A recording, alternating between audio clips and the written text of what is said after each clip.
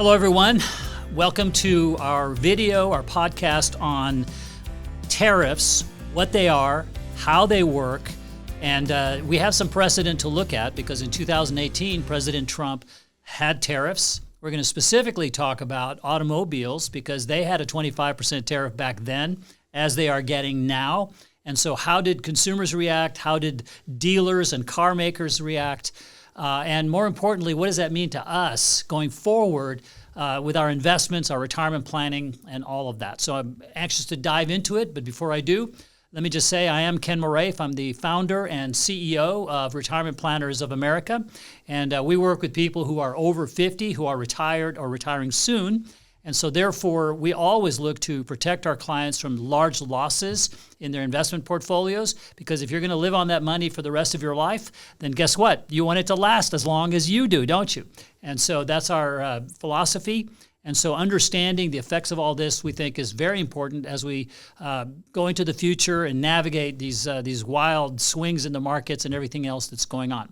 So to go into all of this, I want to bring on our Chief Investment Officer, Jordan Roach. Jordan, how are you doing? I'm great, Ken. Good to see you. Thanks for joining us today. Yeah. So the first thing I want to do is I want to go over with everybody, how do tariffs work? And I want to use, a German automaker. Okay. So we have a German company that makes a car, and let's say that it costs them, after their margins, they've made their profit. Okay. It costs them $50,000. Yep. Right, to make that car. Yep. So they ship that car over to the U.S. and it arrives at the border. And what's the first thing that happens? Customs comes through. Customs, yeah. So they come through, and again, it's a 25% tariff. Yep. So what's going to happen now? So there's a bill for $12,500 that somebody's got to absorb. Yeah. Somebody's got to take on. They got to write a check to the U.S. government. That's right. Sit in the general fund of the Treasury. That's for right. $12,500 bucks. $12,500. And if the government doesn't get that, your car's not going into the. It's right. not headed into the U.S. That's right. Sit at port. That's exactly right. All right. So the first thing that happens then is that. So now the car that was $50,000 had $12,500 added to it. That's right. Right. So we're at $62,500 is where we are. So now the dealer gets it. Mm-hmm. Right. And so the dealer, they want to make their profit too, right? That's right. So they effectively, in this case, depending on if the dealer eats that cost, or at this point it sounds like the manufacturer took on the cost. So they're going to buy that from the manufacturer for $62,500, but they got to make a profit too. Yep. So they tack on their 15%. Okay. So now the cost of this car is $71,875. I moved up pretty quickly from that $50,000 price. Okay. Yep. And so that's an increase because of the tariff of $14,375. Is what this from the cost when it was bought. Yeah, that's right. Okay, so that's what tariffs do. Now, there are basically, who are the three players in this game of paying for the tariffs in our German automobile? Okay, so there's three scenarios. So you have the actual manufacturer, the German company itself can pay. It can eat it, it can absorb it, and just never pass the price on. It can pass the price on to the importer, right? So whoever the dealer is. Or the dealer can say, ultimately, fine, I just paid that, but now I'm going to pass that back on to the consumer. And ultimately, it lands at the feet of everybody buying at a car dealership in the U.S. Okay, so that extra cost could end up entirely in the consumer's lap. Good. It could end up entirely in the dealer's lap. It could end up in the automaker could pay the whole thing, or maybe some combination thereof. Right. That's right. So why would an automaker, BMW, Mercedes, a German automaker, why would they want to pay the whole thing? Why don't they just pass the whole thing on to the consumer? Well, they might say that, okay, if we don't do this and we just pass costs on, ultimately what's going to do is going to hit demand in the U.S. side. It's going to hurt our brand, and people are going to flock to American-made cars, to go to Ford, go to Tesla, go to Chevy or something like that. So they want to stay competitive, ultimately. And probably their market share would be diminished as well, and that's very difficult to get back once you start losing that. That's right.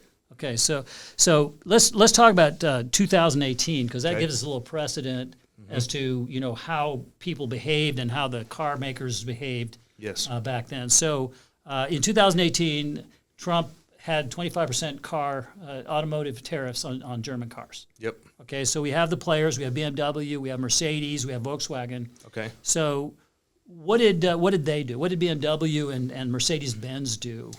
Well, ultimately, I think they largely absorbed the tariffs and then started trying to shift their supply line and build production facilities in the states. And I think it was Alabama and South Carolina. That's correct. So they shifted production to stateside instead of building it and then shipping it. They shifted actual builds to the states. Okay, so they absorbed most of the cost. Yep. And what they did then was to avoid those tariffs. They started building in the United States. That's right. And that's what President Trump is trying to do with all these tariffs. He wants everybody to build everything in the United States, if possible. Right. Right. Okay. Absolutely. So that happened. But obviously they still had cars that were making it in Germany and other places. So it was kind of uneven. That's right. I mean, they're going to have not all their models could be shipped to production facilities here. They still have some coming in. So they probably had a blend, but they tried to absorb some and then shift other production here to avoid the tariffs. Okay. So then Volkswagen, they took a different approach, right? They did. So Volkswagen, I think they own Audi, actually. But they, I believe, split some of the cost with dealers. That's correct. And then shifted some production, I think, out in Tennessee or somewhere. Yeah, they actually split it with, they did. They built a plant in Chattanooga, Tennessee, to reduce the impact of the tariffs and start building in the United States. Yep. And also they didn't completely absorb the thing. They also shared it a little bit with consumers, but they had a different approach than BMW and Mercedes did. Yeah, so I guess I would imagine that Volkswagen, they saw moderate price increases across their car line, and they were willing to take that trade. Okay. So now what's really interesting is that those tariffs, the 25% tariffs, back in 2018, were not fully implemented. So they were a negotiating tool by Donald Trump back then. That's right. But it did result in them bringing production over here into the U.S. fairly quickly. That's right. And so that's the anticipation that what could happen now. So basically, give us what the takeaways are, in terms of from the car maker side. What do you think they might do given all of this? Well, they got to make a decision effectively of saying, well, if we don't absorb, how long are we going to stay competitive relative to the U.S. manufacturers? They got to decide for their consumer base how price sensitive their natural market is. I think that's a big thing, because ultimately, the car makers are going to have different beliefs, and who's buying their types of cars, the consumers are different between these different brands. And so that can have people to make different decisions on how they want to handle these. Yeah, I heard that Ferrari, they decided, our costs are going up, but we don't care. People are going to buy our cars anyway. That's right. I mean, the people that are buying Ferraris are probably not too price sensitive. They're not worried about it. So they don't want care. The Ferrari. Yeah, they don't care. All right. So we've switched then to talk about the consumer. Yep. So luxury buyers, they tend to react less than the average person, right? I think that's right. I mean, at least 2018-19 showed that that people buying BMWs, Mercedes are less price sensitive on average. The cachet, the reputation of buying those cars was worth whatever price increase they had to pay to get in it. And so largely for them, I think sales and production kind of continued. So consumers effectively absorbed what they had to absorb. But the consumers did change when that happened, right? Made in America became something. It was a distinct line, because you had some that, again, were still brand loyal and reputation, but it caused a lot of people to start looking and say, okay, what can I buy on the American side, produce here? What can I buy with a Chevy or Tesla or whatever, Cadillac, that can be American made where I can avoid it. So it causes people to absolutely look to say, do I really want to buy this? Yeah. What are my options? So the interesting thing about tariffs is that, the assumption is that all these things, the price is going to go up, and the consumer is actually going to spend that higher price, and therefore we have this high inflation. Yep. But, I remember also he had tariffs, Trump did, on French wine. And Americans decided, you know what, I'll buy Napa. Mm-hmm. So in that instance, there was no inflation. Right. They just chose not to buy the French wine. So if there's an alternative American product that you can buy, then from that standpoint, there is no tariff impact right? That's right. Depending on the choice and what it is, that's exactly right. It's trying to, I think some of this is aimed at shifting supply and shifting demand back to American-made effectively. Yeah. And, as I looked at the formula that they use to determine, these tariffs, basically it's a formula that is so blanket that it can't apply to every single country. They looked at using the exports from that country and dividing that by the trade surplus and then dividing that by 2, basically saying that if you have any sort of a surplus selling to us, you're going to get tariff for that.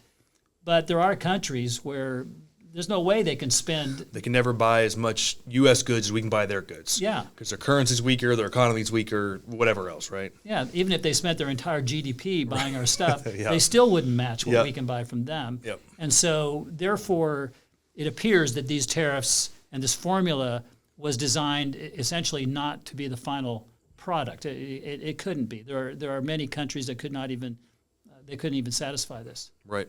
Yeah.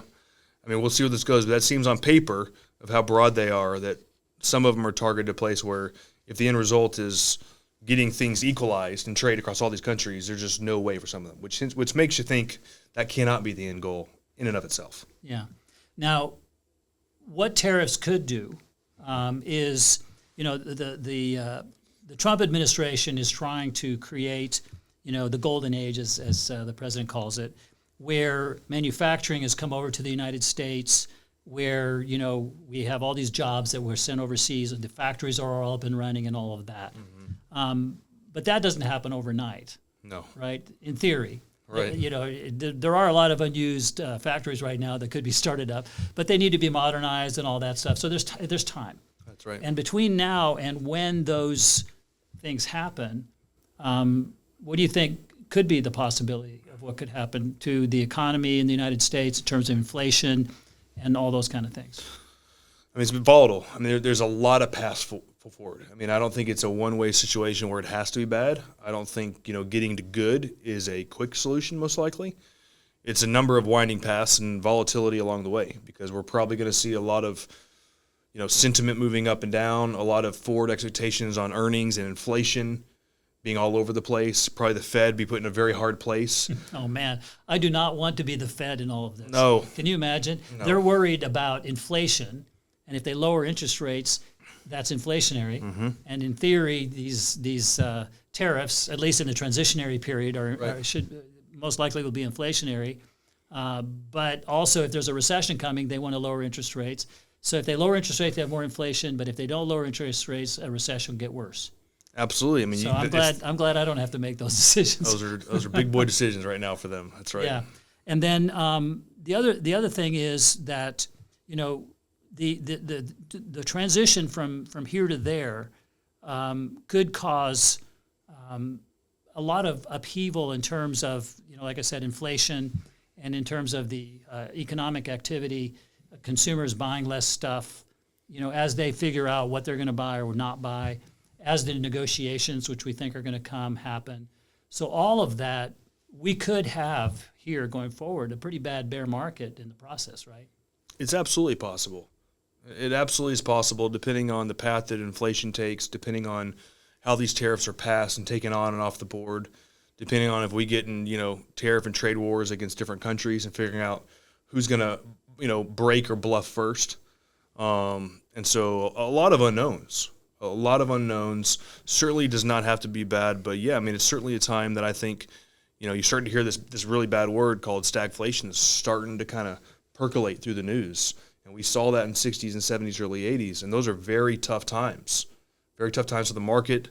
Largely we come through that, but a lot of volatility along the way. Yeah.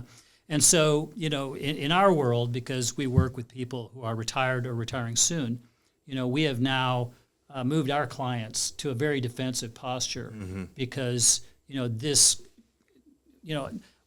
we agree with the goals of this whole thing, right? In other words, we do want to be less dependent from a manufacturing standpoint on our enemies, Yes. right? For antibiotics, we don't even make our own antibiotics in this country. We don't make chips in this country. Right. And if our enemies were to cut off all of our antibiotics and our chips, then all of a sudden we cannot have any technology, and somebody scrapes their hand and they die the next day because there's no antibiotics. Well, speaking of that, that's a very interesting point. So when tariffs ramped up, because before, from 1790 to 1917 or so, 70 to 90% of our government revenue came from tariffs, right? And actually, when some of the first tariffs were introduced, it's like 1790. So post our independence, Hamilton coming through with all these tariffs. The actual thing that he tariffed higher than anything was the import of foreign arms, because he was worried about, similar, that if we go to war with somebody and we're reliant on them to produce our weapons, we got a problem. We have a problem. So the same kind of thing of antibiotics. From a national security standpoint, we buy all of our antibiotics pretty much from China. It's a problem. And China is not our friend. So if China decided tomorrow they're going to war with us, the first thing that I would do if I was them is cut off all the antibiotics. Right. And we'd start dying off just because we cut our finger on a barbed wire fence or something. And that would be very, very dramatic. Yes. And then if they cut off our chip supply because they invade Taiwan, then we don't have the technology replacement that we could do. So all kinds of terrible things could happen to us. So I agree with the sentiment of bringing manufacturing back to the United States, but the transitionary period could get pretty rough. Absolutely. Right? When we go from where we are today to that. And in an interim, we could have a recession. We could have higher inflation. We could have a really bad bear market. Yes, we could. All those things are true. Yeah. And so for us, with our clients, as I said, we've moved to a very defensive posture in anticipation of this transitionary period. Now, when we get past it, certainly we'll be looking at something else, right? Right. One day we'll move through this. We don't know when, but we'll be ready when it's time. Right.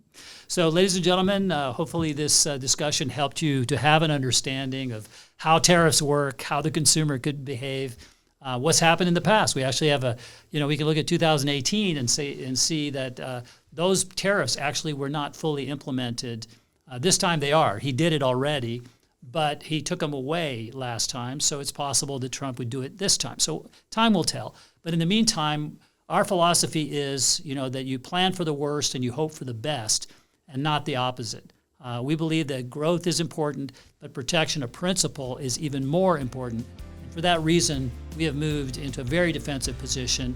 So stay tuned for these podcasts and these videos, and we'll be talking about when things turn around and maybe it's time to go back in full bore. So in the meantime, I hope this video found you healthy, wealthy, and wise, and we'll talk soon. Retirement Planners of America.